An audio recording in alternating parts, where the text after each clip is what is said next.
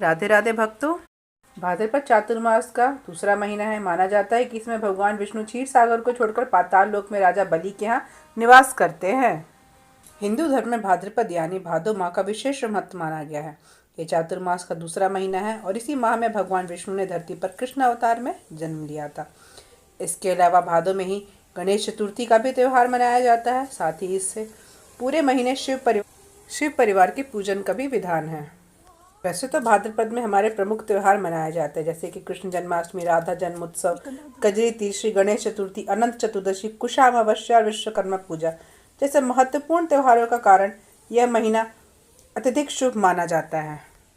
भद्रा का अर्थ है समाज का कल्याण, लेकिन यह अशुभ समय की सूचक है। इस अवधि में शुभ कार्यों सहित सभी कार्य वर्जित होते हैं। हिंदू ज्योतिष के अनुसार भद्रा हर लोक पृथ्वी मृत्यु में अलग अलग राशियों में होकर गुजरती है। इस बार भाद्रपद मास 20 अगस्त से शुरू होकर 18 सितंबर 2024 तक को समाप्त होगा। इस महीने का आखिरी दिन भाद्रपद पूर्णिमा है, जो पितृपक्ष की शुरुआती का प्रतीक है। भाद्रपद तब शुरू होता है जब सूर्य सिंह राशि में प्रवेश करता है। धार्मिक दृष्टिकोण से यह महीना बहुत ही महत्वपूर्ण है, क्योंकि यह आमतौर पर गोगेरियन कैलेंडर में अगस्त और सितंबर के बीच में आता है। भाद्रपद पूजा, अनुष्ठान और उपवास के लिए विशेष रूप से महत्वपूर्ण है। आइए चलिए भाद्रपद माह के महत्व के बारे में बात करते हैं। धार्मिक शास्त्रों के अनुसार भाद्रपद में पवित्र नदियों में स्नान, गरीबों को दान पुण्य और व्रत रखने से बहुत लाभ मिलता है। माना जाता है कि पूरे महीने भगवान कृष्ण की पूजा करने से भी सारी मनोकामनाएं पूर्ण होती हैं। घर में लड्डू गोपाल की स्थापना, शंख स्थापित करना और श्रीमद् भागवत गीता का पाठ करने से धन, यश और समृद्धि की प्राप्ति होती है। माना जाता है कि भाद्रपद में कृष्ण जन्माष्टमी के दिन संतान गोपाल मंत्र का जाप और हरिवंश पुराण पढ़ने या सुनने से संतान की प्राप्ति होती है। माना जाता है कि भाद्रपद के दौरान भगवान कृष्ण की पूजा करने से पापों का नाश होता है और परेशानियां दूर होती हैं।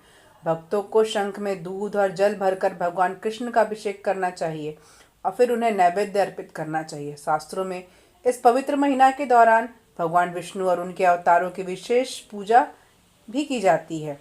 ग्रंथों के अनुसार भाद्रपद के दौरान सुबह जल्दी उठकर तांबों के बर्तन में उगते सूर्य को जल चढ़ाना चाहिए। इसके अलावा इस महीने में हर दिन भगवान कृष्ण को तुलसी के पत्ते और मक्खन जरूर भोग लगाना चाहिए। भाद्रपद के दौरान 10 दिवसीय गणेश उत्सव, गणेश चतुर्थी भी जिससे बुलाया जाता है, वो शुरू होगा और अंत होगा अनंत चतुर्दशी को समाप्त होगा। आयुर्वेदिक और विशेषज्ञों की माने तो इस माह में तले हुए और मसालेदार भोजन से परहेज करना चाहिए। वैसे चीज़ें जिसे पचने में लंबा समय लगे उसे परहेज करना चाहिए। इसके बजाय स्वास्थ्य खाद्य पदार्थों का सेवन करने पर ध्यान दें। विशेषकर इस महीने के दौरान योग, प्राणायाम, नियमित व्यायाम करने की भी सलाह दी जाती है। भक्तों को भगवान कृष्ण की तुलसी अर्पित करना और उनका सेवा भाव से पूजा करना बहुत ही फलदायी माना जाता है। हो सके तो इस महीने में शाकाहारी सात्विक भोजन खाने पर ही ज़्यादा जोर दें। हमारे शास्त्रों में इस महीना में मांस और मदिरा का सेवन को भी मना किया गया है।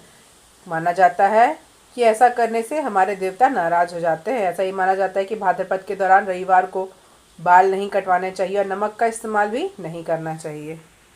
ऐसे तो हम भाद्रपद माह में त्यौहार और व्रतों की पूरी सूची आपको एक नए वीडियो में जरूर बना के देंगे। कृपया पसंद आए तो लाइक और सब्सक्राइब जरूर कीजिएगा। जय श्री कृष्णा, जय गणपति।